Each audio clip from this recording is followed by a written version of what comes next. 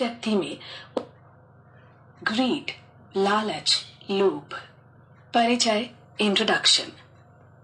हम बात करने जा रहे हैं अगले विषय या कहीं भाव पर, जिसका नाम है लोभ यानी लालच। पवित्र भगवत गीता के कई श्लोक हमें समझाते हैं कि आखिर कैसे लोभ हमारे अंदर आता है और कैसे हम इसे समाप्त कर सकते हैं। पर उससे पहले जान लेते हैं कि लोभ होता क्या है। जब मनुष्य अपनी आवश्यकताओं से ज्यादा चाहने लगता है तो उसे ही लालच कहा जाता है। एनवी, ईर्ष्या। हरे कृष्णा। हम बात करने जा रहे हैं ईर्ष्या भाव पर और समझेंगे कि आखिर कैसे पवित्र भगवत गीता के ज्ञान से व्यक्ति इस भाव से बाहर निकल सकता है। ईर्ष्या का भाव हमें हमेशा एक अपूर्णता का आभास करवाता है। जब एक व्यक्ति देखता है कि उसके दोस्त या उसके पड़ोसी या उसके रिश्तेदार के पास बड़ा सा घर है, बड़ी सी गाड़ी है और ढेर सारा रुपया है, जबकि उसके पास इतना कुछ नहीं है, तो उस व्यक्ति में उनके प्रति ईर्ष्या भाव पैदा हो जाता है। फियर, भय, डर। अब हम डर यानी फियर के ऊपर बात करने जा रहे हैं। हम सबके अंदर किसी न किसी वस्तु या इंसान को लेकर एक डर छुपा होता है। तो भगवान श्री कृष्ण द्वारा अर्जुन को सुनाई गई पवित्र भगवत गीता के माध्यम से हम जानेंगे कि आखिर कैसे इस डर को दूर किया जाए। वैसे डर होना कोई गलत बात नहीं है। एक इंसान को बुरा काम करने से अवश्य डरना चाहिए। अगर एक बच्चे के अंदर से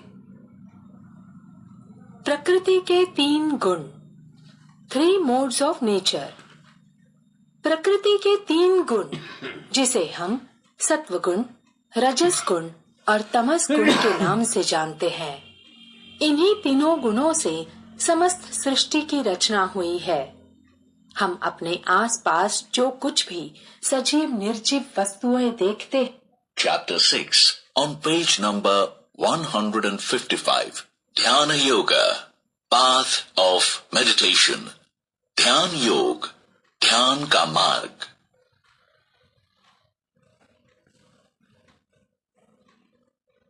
Chapter 3 on page number 73. Karma Yoga, Path of Action.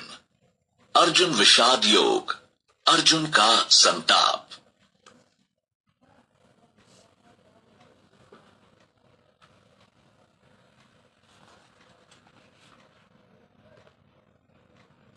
ओम जय श्री कृष्ण हरे, प्रभु जय श्री कृष्ण हरे, भक्तन के दुख सारे, भक्तन के दुख सारे पल में दूर करे। ओम जय श्री कृष्ण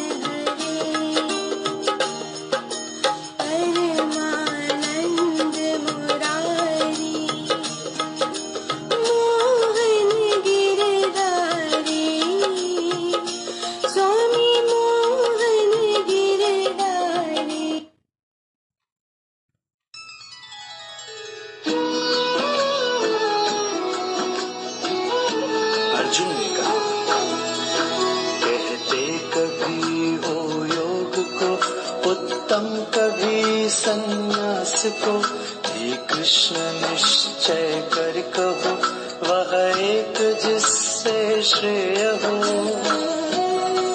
श्री भगवान ने कहा, संन्यास एवं योग दोनों मोक्षकारी है महा, संन्यास से पर कर्म योग महान हितकारी कहा।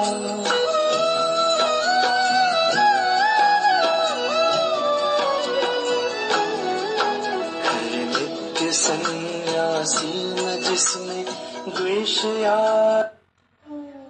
अर्जुन बोले, हे कृष्ण, कभी आप कर्मों को त्यागने की बात कहते हैं तो कभी कर्मयोग की प्रशंसा करते हैं। अतः इन दोनों में जो निश्चित रूप से कल्याणकारी हो उसको मुझे बताइए। श्री भगवान बोले, संन्यास और कर्मयोग दोनों ही कल्याण करने वाले हैं, परंतु इन दोनों में कर्मयोग संन्यास से श्रेष्ठ है। हे महाबाहो, जो पुरुष न किसी से द्वेष करता है और न ही कर्म फल की आकांक्षा करता है, ऐसा पुरुष सदा सन्यासी ही समझने योग्य है, क्योंकि द्वंद्वों से रहित पुरुष सुखपूर्वक संसार बंधन से मुक्त हो जाता है। अज्ञानी लोग सन्यास और कर्म योग को अलग अलग समझते हैं, न कि ज्ञानी जन। इनमें से कोई भी एक मार्ग का पालन करने वाला पुरुष एक जैसे फल को प्राप्त कर लेता है। सन्यास के द्वारा जो तत्व प्राप्त होता है, कर्म योग से भी वही प्राप्त किया जा सकता है।